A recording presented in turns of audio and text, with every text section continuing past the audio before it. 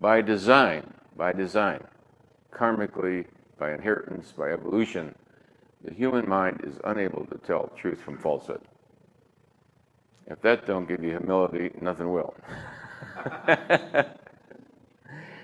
Consequently, the spiritual teachers throughout all of time have said, unaided, without the help of a guru or a teacher, it's impossible to reach the highest truth. Only, in other words, truth can reveal itself, but without the revelation of that truth, nobody would even know what direction to look.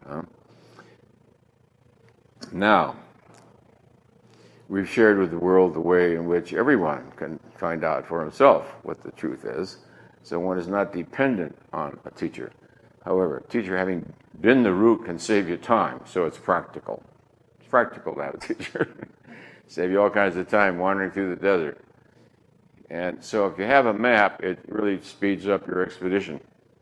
That's the main value of a teacher to me, is shares the map, having traced it, like Marco Polo. He went all the way to China, and he came back, and he told you how it was, and he told you how to get to China. And of course, a lot of people thought he was an idiot or smoking something weird. People have slanty eyes, and imagine his story when he got back to Europe. He didn't even know that China existed, so Marco Polo was an explorer. So to me, a spiritual teacher is an explorer, having been to China, can tell you the best map, and that's the value of the spiritual teachings.